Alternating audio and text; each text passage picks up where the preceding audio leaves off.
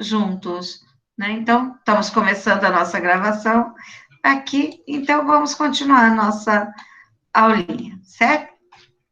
Hoje, então, sejam todas e todos aí muito bem-vindos a esta nossa segunda semana de aula. Na aula passada, nós colocamos a apresentação do plano de ensino, certo? E nesta aula, e vimos alguns conceitos básicos, né? Então, nessa segunda aula, nós vamos dar continuidade a alguns tópicos referentes à tecnologia de alimentos, certo? Vamos estar discutindo quais são as áreas em que se baseiam a tecnologia. Vocês vão observar que a tecnologia de alimentos é uma área multidisciplinar.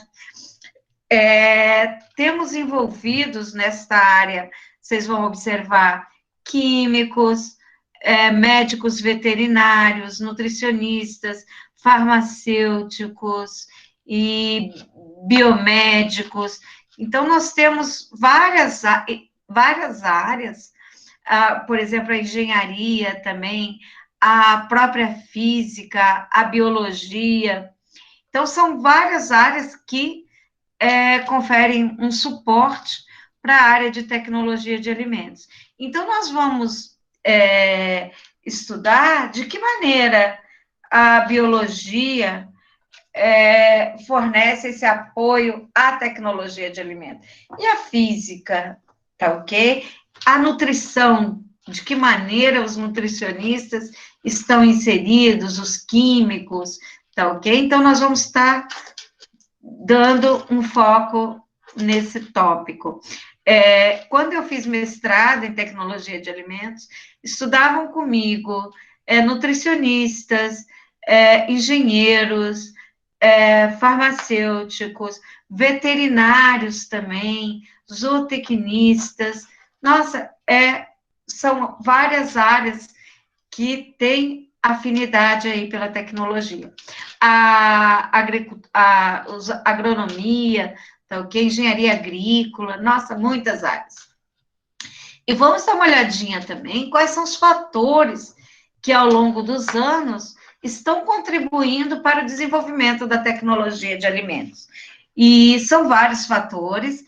Vocês vão observar que o principal fator é a demanda da sociedade, né? Então, a sociedade, ela está demandando, buscando no mercado, cada vez mais, alimentos convenientemente preparados para sua satisfação, para diversas áreas, seja alimentos infantis, alimentos para idosos, alimentos para diabéticos, para alimentos para quem tem a doença celíaca, para os que têm lactosemia, que são intolerantes à lactose, ou mesmo aquelas pessoas que trabalham fora, né, não tem tempo de preparar o seu alimento, quer receber, quer buscar no supermercado esse alimento convenientemente já higienizado, pronto de imediato para o consumo, certo? Então, a tecnologia, ela evolui nesse sentido de satisfazer a sociedade.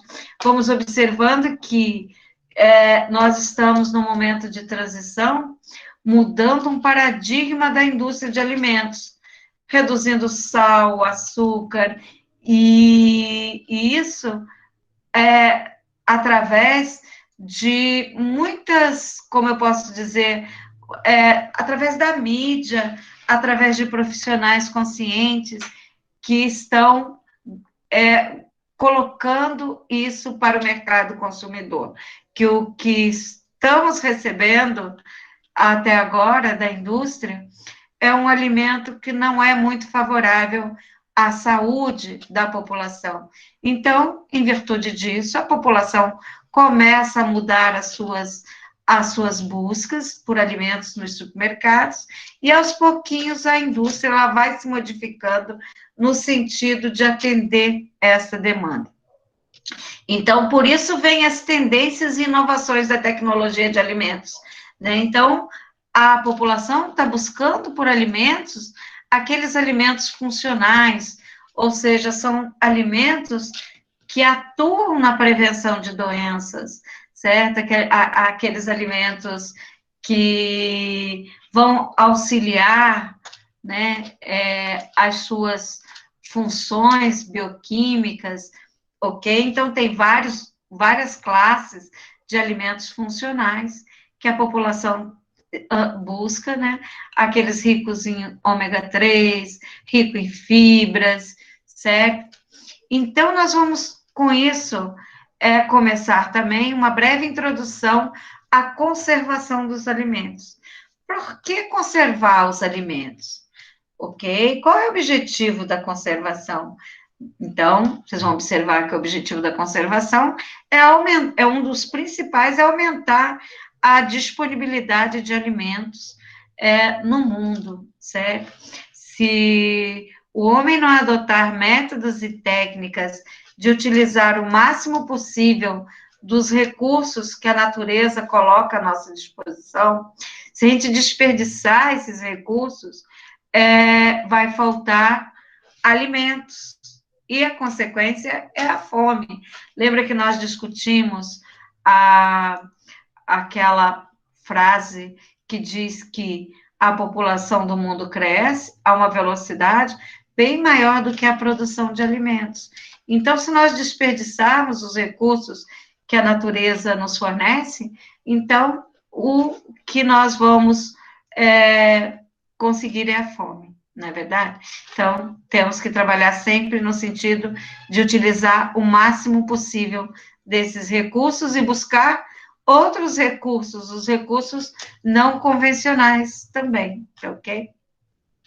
E vamos observar, vocês estudaram com certeza parte desses fatores determinantes das reações de alterações dos alimentos em microbiologia. Nós vamos estar revendo com detalhes aqui, né? Então, quais são os fatores que vão promover as reações de alterações dos alimentos? Então, tem o pH, atividade de água, temperatura, oxigênio presente no meio. Então, nós temos aí os fatores intrínsecos e extrínsecos.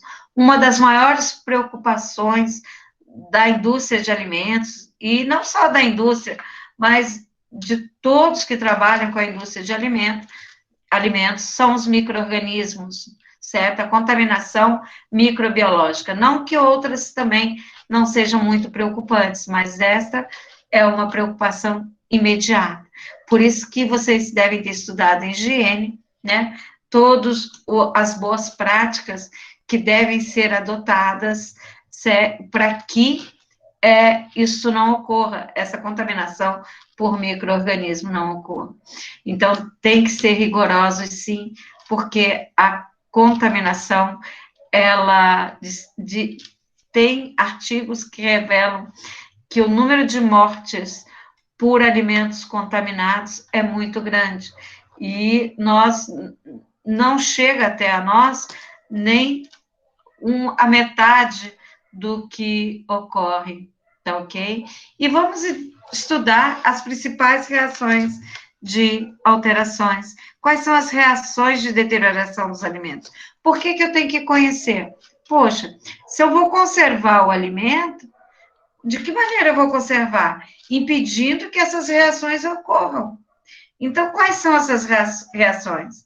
Quais são os fatores determinantes dessas reações? Então, eu tenho que conhecer para compreender qual é o melhor método que eu devo utilizar para um determinado alimento, né? Então, vamos começar nós. Então, lembra que eu falei para vocês que a tecnologia de alimentos é uma área multidisciplinar? A química, sem a química, a nutrição e a tecnologia de alimentos, ela não seria palpável. Por quê? É através da química que vocês conhecem a composição do alimento. Composição do alimento, a composição dessa matéria-prima, por exemplo, quanto que tem de carboidratos, de proteínas, de lipídios, de ômega 3, dos principais nutrientes daquela matéria-prima alimentar e daquele produto alimentício. Quem vai fornecer seria o quê? Os métodos de análise da química, seria a química analítica qualitativa e quantitativa, que vai indicar quanto de cada constituinte tem ali presente naquele alimento.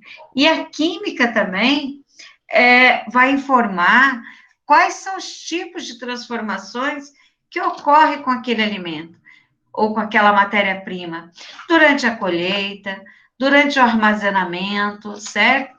Durante o processamento industrial e no próprio alimento embalado.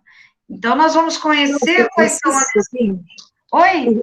O Juan quer entrar, por favor? Desculpa. Tá certo. Vamos lá buscar o Juan. Só um momentinho. Aqui tenho. Acho que foi o Juan que entrou. Certo? Entrou? Tudo ok? Vamos continuar, então. Qualquer coisa, estou aqui. É só falar. Então, vamos continuar aqui. Então, gente, como eu estava falando para vocês, a química, ela vai fornecer todas essas informações sobre a composição, sobre o tipo de reação de transformação que ocorre com essa matéria-prima ou com esse alimento, seja ele após a colheita, durante o armazenamento, durante o processo de industrialização, ou mesmo durante o seu armazenamento do produto acabado. E conhecendo essas reações de alterações, eu vou conseguir métodos para poder controlar essas reações de alguma maneira,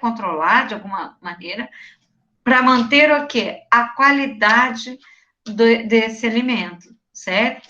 Então, observem o quanto a química é importante para mensurar esses constituintes dos alimentos, para saber se ele está apto para o consumo, se está conforme o que a legislação preconiza ou não conforme. Tudo isso nós vamos saber através das análises realizadas no laboratório, né? Então, sem a química, não teríamos como prever, nem controlar, nem mesmo direcionar um determinado alimento para um grupo de indivíduos, certo? E a biologia? De que maneira a biologia, ela fornece bases para a tecnologia? Então, vai falar, a biologia só é ruim, tem um lado ruim, tem a contaminação pelos micro-organismos, pelos fungos, leveduras, bactérias, que são ainda mais preocupantes, certo? Tem esse lado ruim, que ela vai fornecer aí os subsídios para o conhecimento dos processos de alterações microbiológicas, certo? Então, nós vamos conhecer, a biologia tem esse lado ruim, ok? Mas também a biologia, ela é utilizada na produção de alimentos fermentados. Nós temos aqueles micro-organismos que são utilizados para transformar uma determinada matéria-prima em um produto alimentício fermentado que confere características sensoriais, ou seja, sabor apropriado, vai agregar valor ao produto através do sabor e prolongar a sua vida de prateleira, aumentar o seu shelf life ou o tempo de vida do alimento. Então, da mesma maneira que a biologia, ela vai fornecer bases ali para conhecer quais são as alterações microbiológicas, qual o tipo de micro-organismo que contaminou aquele alimento, como eu posso identificar e controlar o seu crescimento no alimento, tá ok? Também tenho aí que ela é utilizada para a produção de alimentos. Então, não só a microbiologia que é utilizada, mas também no melhoramento genético, certo? Para melhorar a criação dos animais, para que eles tenham características comerciais mais vantajosas, não só características comerciais, mas características nutricionais também. Por exemplo, com menor teor de gordura, um vegetal com maior teor de proteína, certo? Então, com valores agregados para melhorar também as características organolépticas.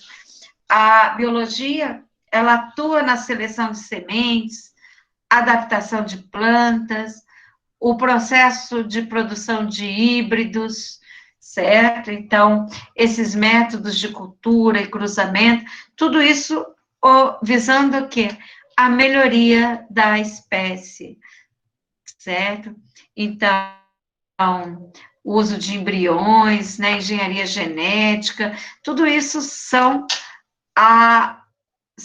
o que? Áreas, fazem parte, né, da área da biologia, agregando aqui dentro da tecnologia de alimentos. Alguém entrando aí, deixa eu lá, só um instantinho.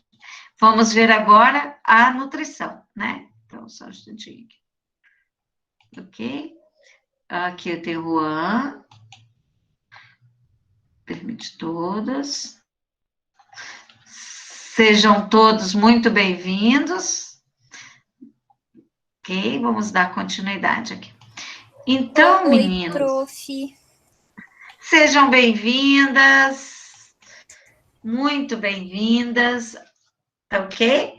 Nós estamos dando continuidade, discutindo aqui as áreas em que se baseia a tecnologia de alimentos. Então, já discutimos a química, a biologia, a nutrição.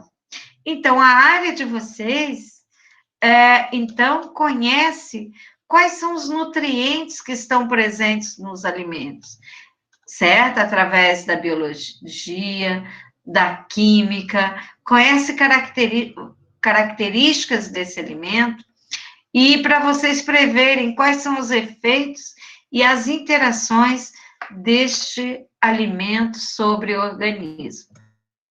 Tá ok? Então, vocês vão fazer essa interação. E as áreas da engenharia? A engenharia está mais relacionada à parte dos projetos estruturais, dos equipamentos. Então, ela vai estudar aquelas fases do processamento da matéria-prima, das operações unitárias, por exemplo, aquilo que nós fazemos, uma simples filtração de café é uma unidade que nós temos. Imagine no campo fazendo a produção. Vai ser um filtro gigante, né? Sistema de refrigeração, de desidratação, projetos de desidratadores, equipamentos grandes, projeto de destiladores, tudo isso é a conta da engenharia, que vai trabalhar ali nos equipamentos para a produção de alimentos, certo? Então, gente, como nós discutimos anteriormente, dos fatores que contribuíram e que contribuem para o desenvolvimento da tecnologia de alimentos. Lembra que eu falei da demanda? Então, quem colabora para o desenvolvimento da tecnologia é a população, é a demanda da população, ok? Então, o aumento de consumo vai levar esse aumento progressivo, a influência, como eu posso dizer para vocês, esse social trabalho, a influência do aumento do número de empregos, da mulher trabalhando, que a mulher na nossa sociedade, antigamente, tinha aquele papel de cozinhar, de transformar a matéria-prima, de preparar esse alimento. Hoje em dia, a mulher trabalha, a maioria das mulheres trabalha. Então, buscam o quê? Esses alimentos convenientemente preparados para o seu conforto, ok? Então, aumento do consumo também em situações de emergência. E outro fator que leva ao desenvolvimento é o desafio do uso, do aproveitamento de todas as matérias-primas alimentares, ou desafio do uso integral da matéria-prima alimentar. Nós podemos falar até mesmo das cascas. Vocês sabem que muitos dos nutrientes, eles permanecem na casca, certo? Então, essa casca do alimento, que muitas vezes é jogada fora, ela leva consigo o quê? Parte desses recursos da natureza.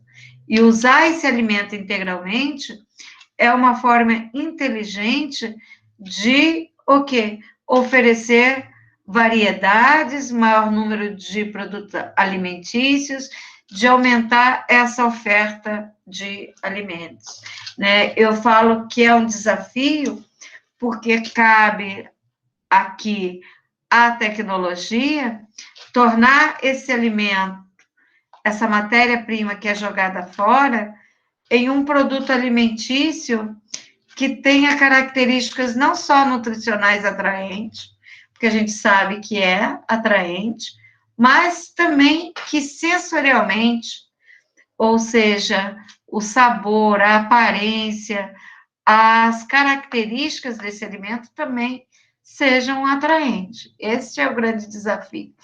Aliás, sabor, aparência e o uso integral da matéria-prima, ok? E para isso tem que se adotar todos os conhecimentos que vocês estão adquirindo na área da nutrição, certo? Nessa busca por alimentos, por produtos dietéticos, esses alimentos especiais. Semestre passado teve uma aluna que me procurou, acho que eu falei para vocês, para desenvolver um hambúrguer de punk, dessas plantas alimentícias não convencionais. Nós observamos que cresce no mercado consumidores veganos, ok? Então, e com isso a demanda da tecnologia por produzir uma variedade de alimentos dessa natureza para os consumidores, certo? Então, coloca-se o desafio de desenvolver alimentos convenientes, saborosos, nutritivos, para atender a demanda dessa população. E a própria concorrência comercial, certo? Então, vocês podem observar, vocês observaram no mercado um hambúrguer vegano, né? E de uma determinada empresa. Teve uma boa aceitação, o que acontece? Isso vai levar a outros produtores lançar a mão também de um mesmo objetivo, certo? Então, vai fazer diferente, vai buscar uma nova maneira de fazer essa transformação, que por mais, ninguém vai saber exatamente qual foi o processo do concorrente. Então, através de pesquisa, você vai desenvolver o seu alimento. Tá ok, gente? Então, nós vamos observar que o que está relacionado dentro da tecnologia. Nós temos a obtenção da matéria-prima, que é realizada através da colheita, pelo homem do campo. Então, essa matéria-prima, esse alimento que é colhido, ele passa por diversas operações, ok? Pré-armazenamento, pré-processamento, tal, transporte até a indústria, né? Então, essa matéria-prima, transporte, um pré-armazenamento, na indústria, às vezes, ele tem que ser estocado por um determinado tempo, lembrando que depende muito das características da matéria-prima, esse tempo de armazenamento, ok? Porque o tempo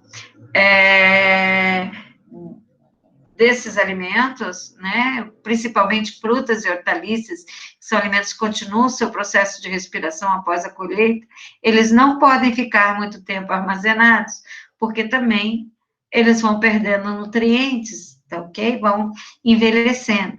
E ao chegar na indústria, essa matéria-prima, ela vai sofrer processos tecnológicos adequados, certo?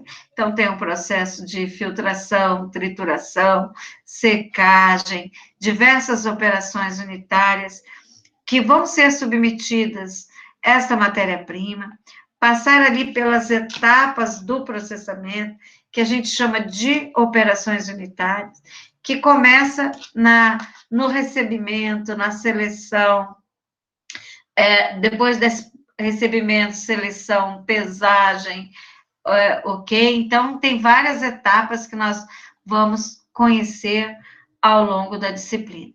Até o produto acabado, essas condições do produto acabado, que vai chegar à mesa do consumidor. E nesse produto acabado, no rótulo desse produto acabado, devem ter todas as informações necessárias para que o consumidor possa utilizar-se daquele alimento, obtendo o máximo possível das suas propriedades, ou seja, propriedades sensoriais e propriedades nutritivas também desse alimento, tá ok? Como nós estávamos falando, a tendência e inovação atual da tecnologia de alimento vem para vencer, da tecnologia de alimentos, vem para vencer o quê? Os desejos da população, que é retornar ao natural, ok?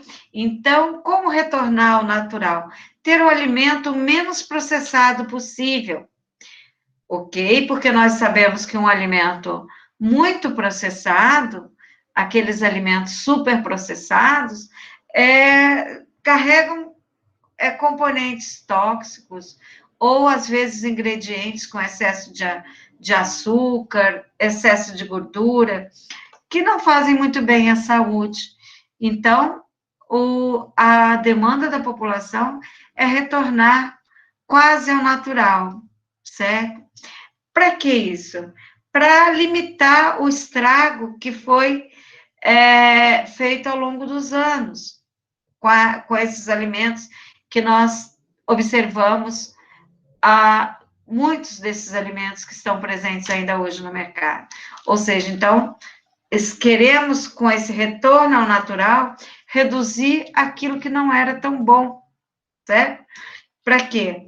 Para que possamos ter benefícios tangíveis com os alimentos, ok? Então, o que nós queremos de um alimento? O que a população, hoje em dia, isso se observa, que a população, ela quer alimentos frescos, o menos processado possível, alimentos que sejam orgânicos, sem aditivos, alimentos integrais, autênticos, o mais natural possível, que se saiba a procedência desse alimento, porque tudo isso é a característica de qualidade desse alimento.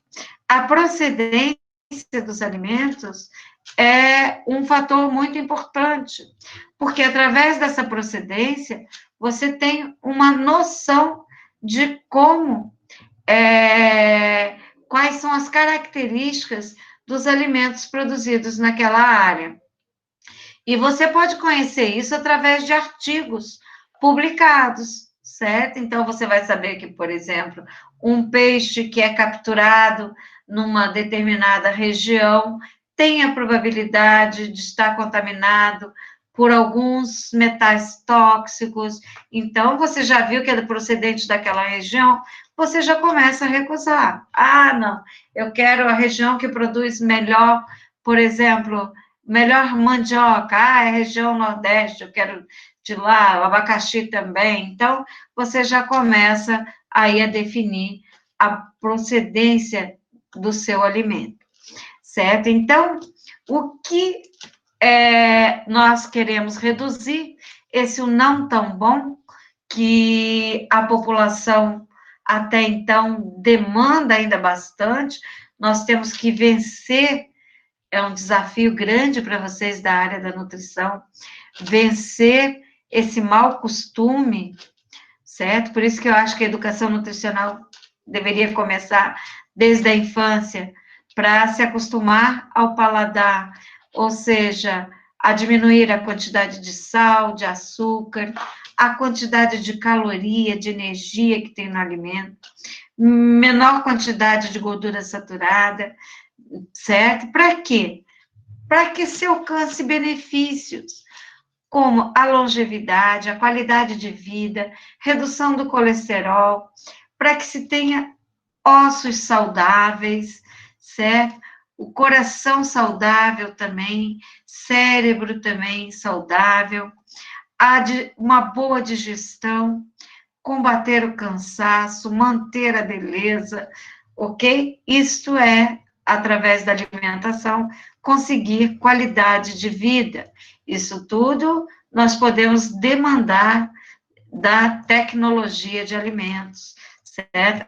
É só a população buscar esses benefícios, ok? E isso se transforma em uma tendência e inovação da tecnologia de alimentos, né? Então, a população, hoje em dia, ela tem muitas informações, e através dessas informações, ela busca esses alimentos que fazem bem à saúde, que melhoram a sua qualidade de vida, esses alimentos funcionais, não só aqueles alimentos que vão saciar sua fome e que vai ali colaborar para a sua saciedade, mas elas querem alimentos que nutram, que forneçam energia, que sejam prazerosos e que, além de tudo isso, tenha nutrientes biodisponíveis, que sejam nutricionalmente balanceados e que tragam todos os benefícios à saúde.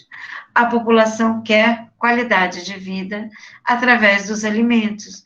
Esse é o papel de vocês e da tecnologia de alimentos também, tá ok?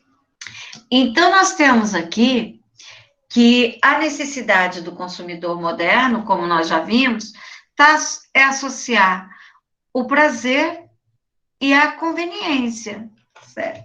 Então, esses alimentos nutricionalmente balanceados, mas que é comodidade essa conveniência. Então, essa conveniência, infelizmente, nós vamos adquirir através do processamento de alimentos.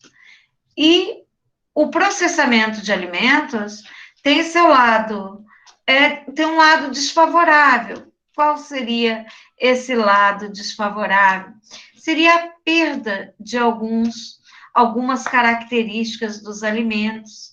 Entre essas perdas, nós temos a textura do alimento, a cor, o aroma, né, esse flávoro do alimento, e nutrientes também. Então, com o processamento, nós diminuímos algumas características tão apreciadas dos alimentos. Isso é um grande desafio. Qual é o desafio? É o equilíbrio.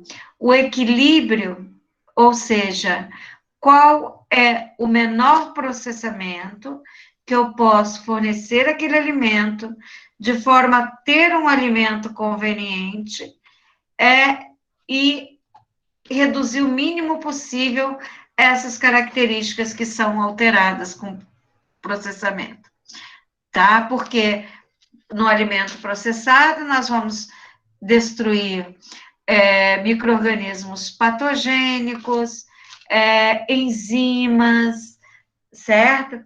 E isso nós conseguimos com a temperatura. Então, a temperatura por um determinado tempo. E essa temperatura por um determinado tempo leva à redução dessas características desejáveis do alimento, que seriam os nutrientes, a textura, a cor. Então, o grande desafio é esse equilíbrio, certo? Então, por isso que se tem tanto os alimentos minimamente processados, certo? Então, é o nosso desafio que nós vamos perseguir. Então, meninos, olha só, quando nós falamos dos objetivos da conservação dos alimentos, qual é o objetivo?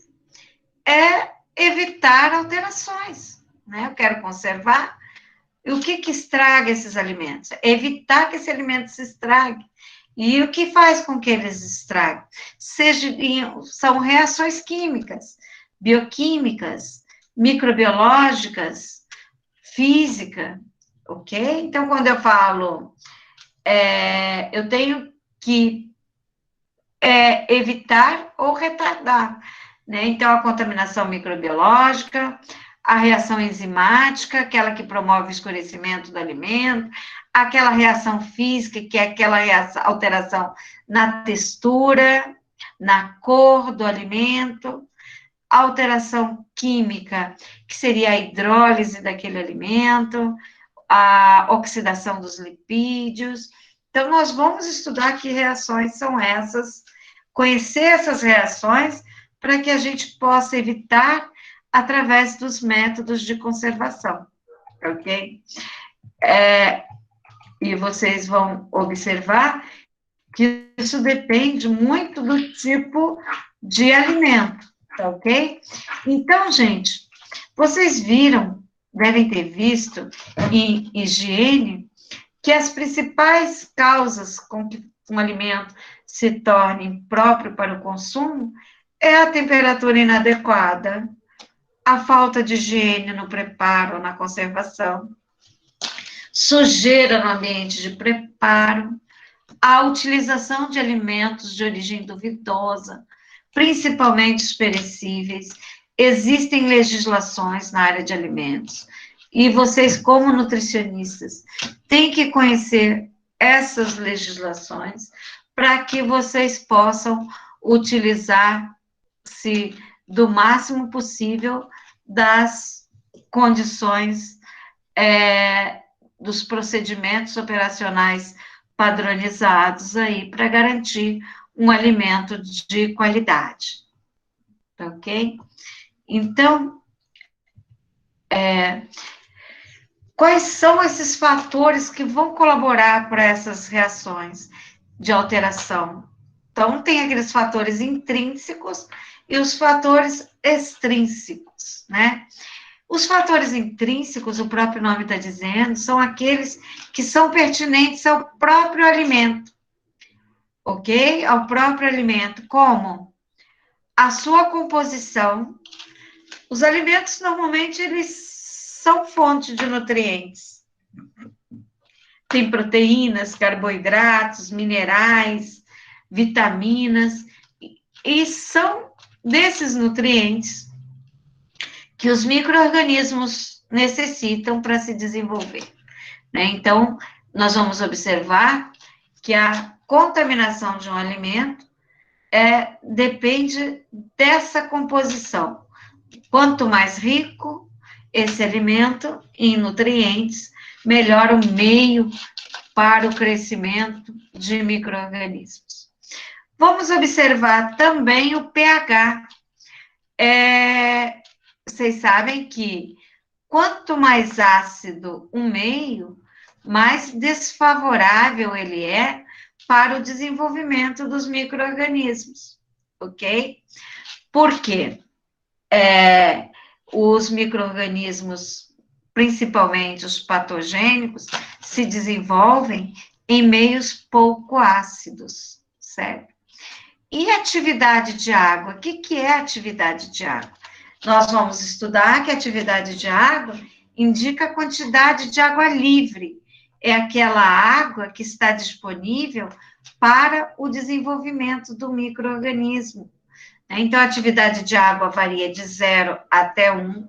0 é aquele alimento, seria aquele alimento 100% seco, e 1 seria a atividade de água da água pura, ok? Então, quanto maior essa atividade de água, maior a quantidade de água livre. Então, maior a probabilidade da ocorrência de reações diversas, porque as reações dependem da atividade de água, dependem do pH, da composição dos alimentos, e não está aqui colocado como um fator intrínseco, mas eu quero que vocês saibam também que o oxigênio, né? A presença do oxigênio favorece aquelas reações de oxidação. Por exemplo, por isso que um vinho remove-se o oxigênio, porque senão o oxigênio presente transforma o etanol em ácido acético, ou mesmo o oxigênio presente em uma embalagem de óleo vegetal, o que ele vai fazer? Provocar o ranço oxidativo. Então, o oxigênio também é um fator que provoca aí reações de oxidação e redução. Não só extrínsecos, mas também intrínsecos aí. Em relação aos fatores extrínsecos, temos a umidade relativa do ar. Nós sabemos que, por exemplo, se um alimento ele é muito seco, se a sua umidade relativa é inferior do que a do alimento, o que vai acontecer? O alimento vai perder água para o meio. Pense em uma bolacha é bem seca. Então, a sua umidade relativa é inferior ao do meio. Então, a tendência é essa bolacha ganhar o quê? Água do meio, né? Então, ela vai aumentando a sua atividade de água e vai se deteriorando mais rapidamente. E, por outro lado, se o alimento tem muita água, como uma laranja, uma fruta em uma fruteira, onde a sua umidade relativa é maior do que a do meio. Então, qual é a tendência? É esse alimento ir perdendo água para o meio. Observem que as laranjas, com o passar do tempo, elas vão, o quê? Murchando. Então, ela vai perdendo água. A temperatura, nós já vimos, né? Nós vamos observar que nós temos aquela temperatura segura para os alimentos, né? Temos a temperatura crítica, que é uma temperatura que vai de 4 a 65 graus Celsius, é uma faixa de temperatura onde se observa o desenvolvimento de micro-organismo. Para nós conservarmos um alimento utilizando o fator temperatura como método, nós teríamos que manter esse alimento abaixo de 4 ou acima de 65 graus Celsius. E também a quantidade de oxigênio, que favorece as reações aí de oxidação e redução. Tá ok? Então, nós vamos ver aqui, ó, que os fatores intrínsecos, nós já vimos, conteúdo de nutrientes, acidez, que está relacionado ao pH ou acidez total. Nós vamos observar que quanto menor o pH, mais ácido é o alimento, né? Quanto menor, mais ácido. E a atividade de água, certo? Aquilo que eu falei para vocês anteriormente, que produtos alimentícios, carne, leite, frutas, vegetais, têm alta quantidade de nutrientes e são meios que permitem o crescimento de micro-organismos. Tá ok? Então, observem que a acidez de um alimento, a acidez, quero dizer, em relação ao pH, o pH varia de 0 a 14, tá ok?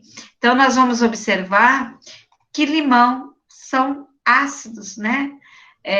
Tem um pH ácido, um pH inferior a 3. O tomate também é ácido. O leite tem um pH de 6,7, certo? pH da água varia bastante, certo? Ok?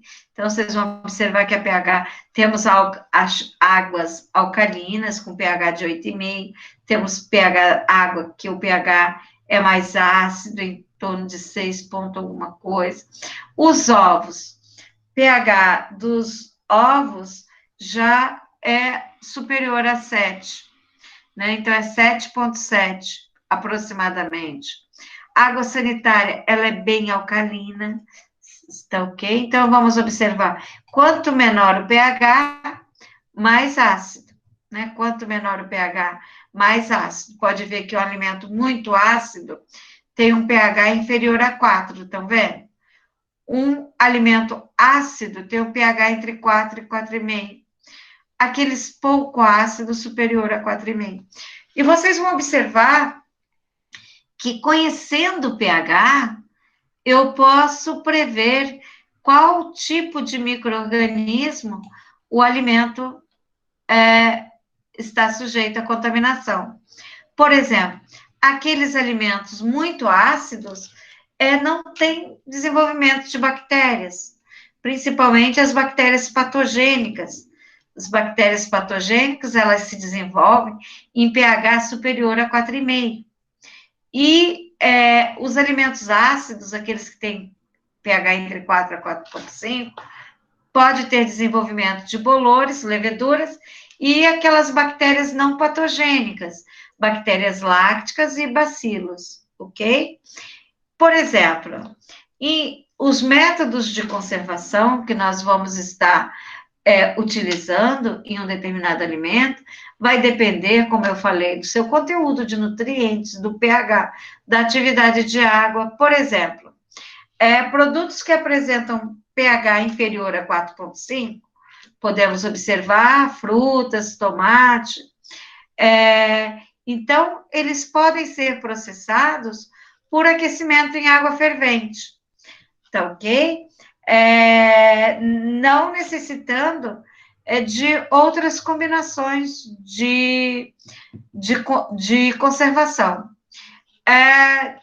Diferente daqueles alimentos de baixa acidez, como, por exemplo, os alimentos que têm pH superior a 4,5, como ervilha, milho, feijão, carne, daí nós vamos necessitar de altas temperaturas sob pressão de vapor, para quê? Para destruir o micro-organismo que mais preocupa a indústria de alimentos, que é o Clostridium botulinum, tá ok? Tanto nas suas formas vegetativas quanto esporulado. E vocês vão observar que um alimento que tem pH inferior a 4, são aqueles alimentos muito ácidos, ou os ácidos, nós podemos garantir que não vamos ter o desenvolvimento aí da forma do Clostridium, nem da sua forma vegetativa, nem da forma esporulada. Por isso que muitas vezes utilizamos o ácido como meio de conserva, tá ok? Para limitar aí, no caso, esse crescimento. Gente, vamos falar da água nos alimentos, ok? Então, se eu determino, como que eu determino a água em um alimento? Eu determino através da análise da umidade. Mas quando eu faço análise da umidade de um alimento, eu tenho a água total presente nesse alimento. Que água total seria essa? Seria a água livre e a água ligada, né? Então, porque a água pode estar de duas maneiras no alimento, livre ou ligada. Se eu faço só a análise da água, eu não vou, através desse valor, ter indicações de como a água está distribuída. Se ela está livre ou ligada, ou também combinada, como nós falamos. Então, o que seria a água livre? O que seria a água combinada? Quando eu falo a água livre, é aquela água que não se encontra ligada às moléculas do alimento. Então, se ela não está ligada, ela vai funcionar como solvente. E esse solvente vai permitir o crescimento dos micro-organismos e de reações químicas diversas, certo? Então, esta água, ela é evaporada com uma relativa facilidade. Água livre. A água combinada, ao contrário, essa água combinada, ela está ligada à molécula dos alimentos. Quando eu falo que o substrato seria o alimento.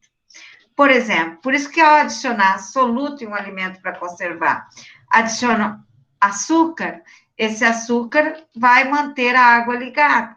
Se eu adiciono sal, também vai se ligar com a água. E com isso, vai diminuir essa quantidade de água livre, certo? Então, esta água combinada, ela já é mais difícil de ser eliminada. Ela não funciona como solvente.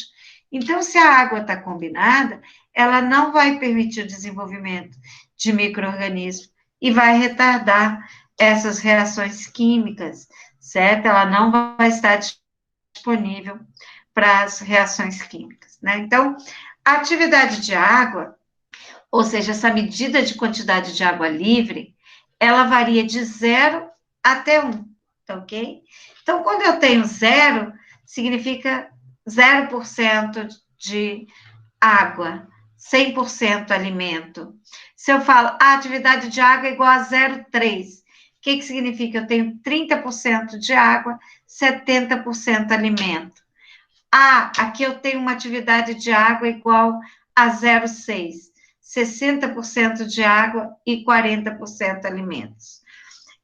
Vocês vão observar que conhecendo a atividade, observem o mel, né? O mel tem uma atividade de água inferior a 0,5. Por isso que o mel se conserva por tanto tempo, porque ele tem uma baixa atividade de água. Vocês podem observar que os peixes, carnes, frutas, vegetais têm uma atividade de água próxima a 1. Por isso que são alimentos altamente perecíveis, certo? Os pães também têm uma atividade de água relativamente alta, por isso que eles também são muito perecíveis, as mortadelas. A geleia já tem uma atividade de água menor, tá ok? Então, vamos dar uma olhadinha aqui. Aqui, atividade de água inferior a 0,6, os alimentos desidratados. Próximo a 1, nós temos, como nós vimos, os vegetais frescos, carnes, leites, peixes. Conhecendo a atividade de água, eu posso prever, como vocês vão observar no próximo gráfico, o tipo de reações, de alterações que aquele alimento está sujeito. Uma outra maneira de nós definirmos a atividade de água é através dessa expressão matemática aqui, ó. Seria atividade de água é igual à pressão parcial de vapor da água na superfície do produto sobre a pressão de saturação ou pressão parcial de vapor da água pura à mesma temperatura. Seria uma outra forma, uma forma matemática, diminuindo a atividade de água, tá ok, gente? Nós vamos diminuir o crescimento de micro-organismos. Então, como nós falamos, a atividade de água varia de 0 até 1. Aqui eu tenho uma relação dos alimentos e a sua atividade de água proporcional. Lembra que eu disse para vocês que, conhecendo a atividade de água, podemos prever o tipo de reações que ocorrem nos alimentos? Esse gráfico aqui é muito importante. Olha só, nós vamos observar que em uma atividade de água muito baixa, por exemplo, inferior a 0,3, a única reação que ocorre efetivamente aqui, ó, seria qual? A única reação, a oxidação de lipídios.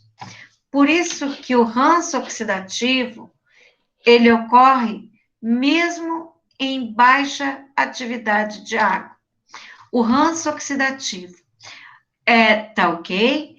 É uma das únicas reações que ocorrem abaixo de 0,3, certo? Por quê? Observe essa reação 3, seria aquelas reações de escurecimento não enzimático. Nós vamos estudar as reações de escurecimento enzimático, que é a reação de Maillard, reação de caramelização, a reação de escurecimento também que ocorre, que vocês vão estudar, tipo oxidação do ácido ascórbico, pode ser enzimática e pode ser também não enzimática, né? Então, nós temos reação de caramelização, reação de Maillard, reação de oxidação do ácido ascórbico, que seria a perda da vitamina C, tá ok? Então, observe que ocorre em uma atividade de água inferior a 0,3. Nós vamos observar que entre 0,4 mais ou menos, que é por aqui, e 0,8, nós temos 0,4 a 0,8, tá, gente? nós temos uma atividade de água ótima para quê? Reações químicas, como o escurecimento não enzimático, e reações bioquímicas, como atividade enzimática. O que eu quero dizer com atividade enzimática nessa quadro? Seria o escurecimento de vegetais e de frutas. Quando você expõe uma maçã, quando você expõe, por exemplo, a batata, ela escurece devido a uma enzima, a polifenol oxidase. Então, ela escurece rapidamente, entre a atividade de água 0,4 a 0,8. Vocês podem observar nesse gráfico também que micro-organismos, como fungos, leveduras e bactérias, demandam uma atividade de água alta. Nós podemos dizer, gente, que bactérias se desenvolvem em atividade de água acima de 0,9, né? As bactérias, principalmente as patogênicas. E a 0,7, ela é ótima, em atividade de água 0,7, nós começamos a observar o crescimento de fungos. E atividade de água igual a 0,8, o crescimento das leveduras, certo? Então, essas atividades de água alta, então, aí para fungos, leveduras e bactérias. Como vocês podem observar, então, precisamos de ter muita água no alimento, água livre, tá ok? Para o desenvolvimento de fungos, leveduras e bactérias. Tá ok? Então, vocês vão observar em um gráfico, numa tabela, desculpe, que tem aqui do ladinho, a faixa de atividade de água, tipo de micro-organismos que se desenvolvem e qual é a atividade de água nessa faixa, tá ok? Então, vocês vão observar aqui, meninos, olha só, que abaixo de 0,6, não se observa contaminação microbiológica. Por quê? Não tem água suficiente para que os micro-organismos possam se desenvolver, certo? Acima de 0,4 até 0,8, eu tenho aquelas reações químicas e bioquímicas, tá? Embora não tenha aqui entre 0,5 a 0,4 a contaminação microbiológica. E abaixo de 0,3 não tem também nem contaminação microbiológica, não tem reação bioquímica. A única reação que ocorre aqui é a reação de oxidação dos lipídios. A oxidação dos lipídios é uma reação química. Então, ela vai ocorrer desde baixa atividade de água até 0,8. A partir de 0,8, ela também é reduzida, certo? Vocês podem pensar, por exemplo, por que a gordura é um ótimo meio conservante, por exemplo, para carnes. A população que, por exemplo, do campo, que não tem geladeira, muitas vezes, né? Muitos têm, alguns não, geladeira para conservar o alimento, qual era uma prática muito comum entre eles? Pegavam a carne, fritavam essa carne e incorporavam ela na gordura. E na gordura, eles tinham ali um bom período de tempo de conservação. Por que a gordura conservava essa carne? Porque na gordura não tem água, né? Vocês observem que ou tem uma atividade de água muito baixa, certo? É claro, mas então, não vai alterar essa gordura, essa carne? Qual é a única reação que nós vimos que ocorre mesmo em baixa atividade de água? Mesmo com pequena quantidade de água livre? É a oxidação dos lipídios. Então, vocês podem observar que com o passar do tempo, essa gordura, essa carne que ficou armazenada na gordura, o torresminho ali, começa a desenvolver aquele aroma de ranço devido à oxidação dos lipídios. Tá ok, gente? Então, eu vou continuar com as outras técnicas na próxima aula, tá bom? Então, por hoje é só. Até a próxima aula, tá ok? Espero que vocês tenham compreendido. Qualquer dúvida, estou aqui à disposição para tirar de vocês, tá ok, gente? Deixei 2 perguntinhas para vocês, essas questões que eu deixei na atividade de frequência são questões de múltipla escolha.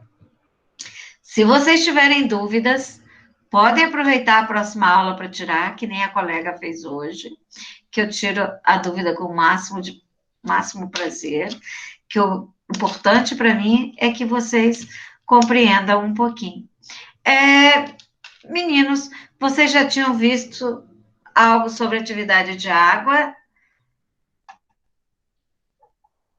Tinha, Tatiane? Ontem a professora Luna falou um pouquinho, professora. Mas antes disso, vocês não tinham visto, não? Não, que eu me lembro. Não?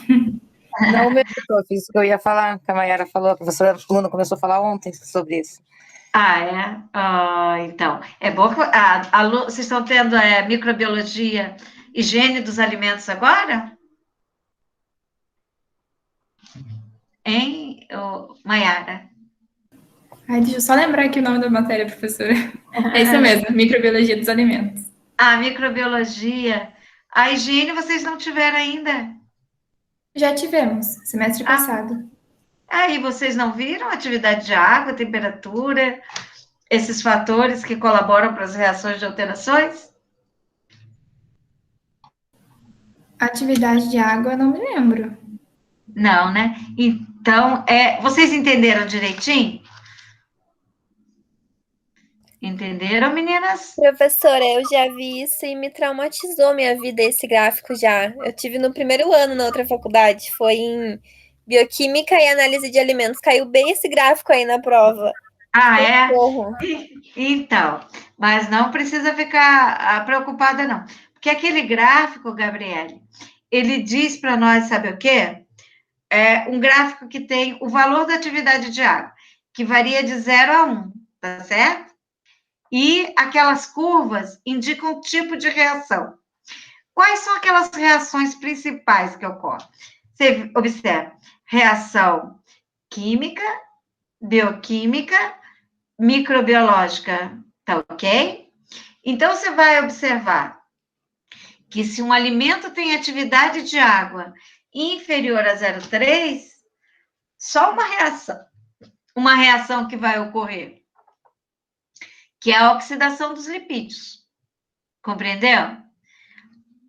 Certo? Se tem de 0,4 a 0,8, reações químicas e bioquímicas. Entre essas reações químicas e bioquímicas, nós temos reação de Maillard, de caramelização. Todas essas reações nós vamos estudar como elas ocorrem ainda, tá ok? Reações de hidrólise, seria reação de escurecimento enzimático também, tá certo? E após, entre 0,4 a 0,8, tá? E inferior a 0,6, nós não observamos contaminação microbiológica. Então, não tem micro-organismo, certo? Então, é muito importante aliar a atividade de água do alimento, que você vai conhecer, com o pH, porque daí você já vai observar quais são as próprias características do meio que vai impedir, por exemplo, a contaminação por micro-organismo, ou que vai impedir um determinado tipo de reação química ou bioquímica, tá ok? Eu estou colocando para vocês, junto do meu arquivo em PowerPoint, um livrozinho em PDF que tem uma linguagem bem fácil de leitura. Então, E o próprio livro, o link do livro ali, que eu coloquei, um livro de bioquímica dos alimentos, que descreve também sobre a atividade de água e dessas reações que nós discutimos hoje, de uma maneira bem simples. Tente dar uma lidinha, anotem as dúvidas, para que a gente possa tirar. Esse é um tópico muito importante para vocês, sabe por quê? Qualquer concurso, provinha que vocês venham a fazer, de concurso para nutricionista da prefeitura X, prefeitura Y, vocês podem ter certeza que esses tópicos estarão lá presentes. Eu acompanho bastante provas de concurso para tirar questões para vocês, e elas, quase em todas, são contempladas com essas perguntas. Então, nós vamos trabalhar muito questões desse tipo, até tem uma questão múltipla escolha que eu coloquei lá para vocês, que envolve atividade de água, justamente para vocês tentarem dar uma lidinha no livro e tentar fazer, né? Claro que a gente espera que vocês tenham dúvida mesmo, que só através das dúvidas é que nós vamos construindo o conhecimento, tá certo? Então, não tenham medo de achar difícil, porque com a leitura e com perguntas, nós vamos esclarecendo aí. Tá bom, Gabriele? Beleza, prof. Tá certo, meninas? Leiam, tá, gente? É um assunto muito interessante. E vai fazer muito parte do dia a dia de vocês. Vocês vão lá nas sorveterias. Prof, esse livro que a professora colocou ali, que eu olhei, é o da biblioteca virtual, né? Tem um da biblioteca virtual e tem um outro que eu coloquei junto do material do... Será que foi da primeira aula? Oi? Da primeira aula, aquele livro que a professora colocou? Ou é outro já? Esse é outro. É um outro livro, Lislane.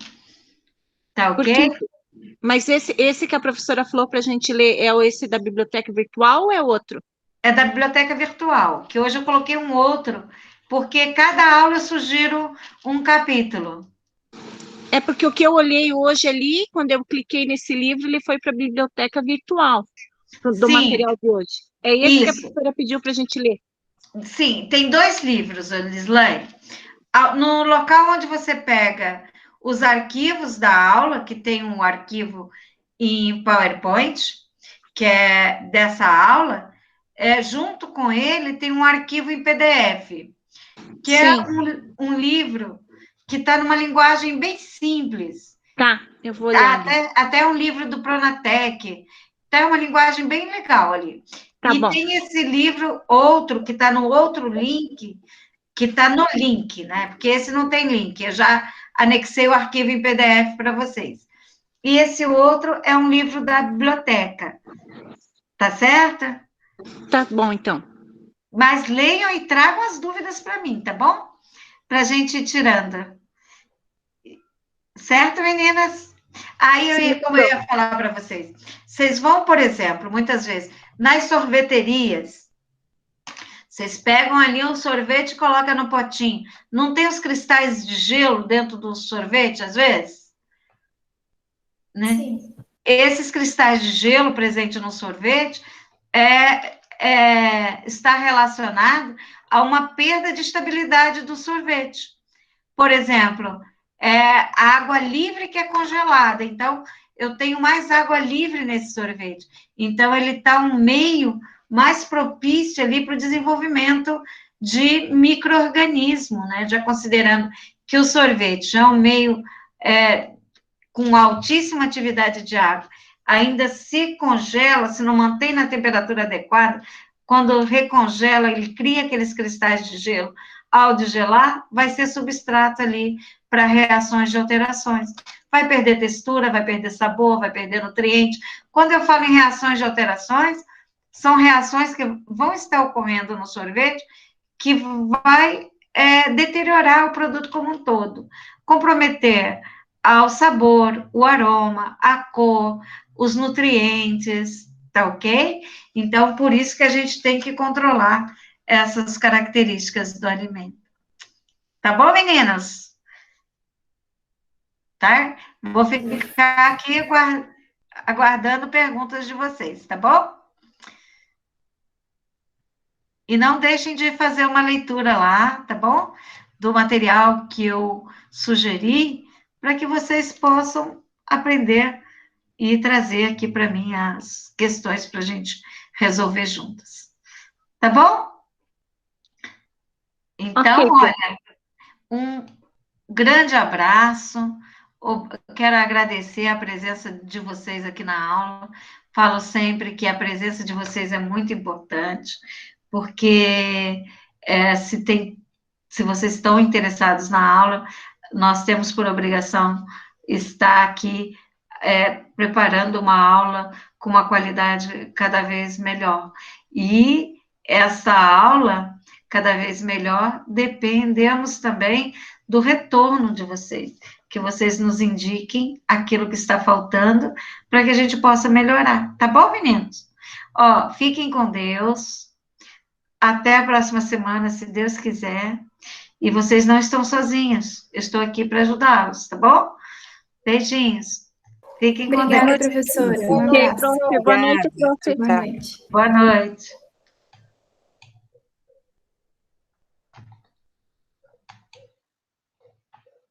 Boa noite, prof. Boa noite, fica com Deus.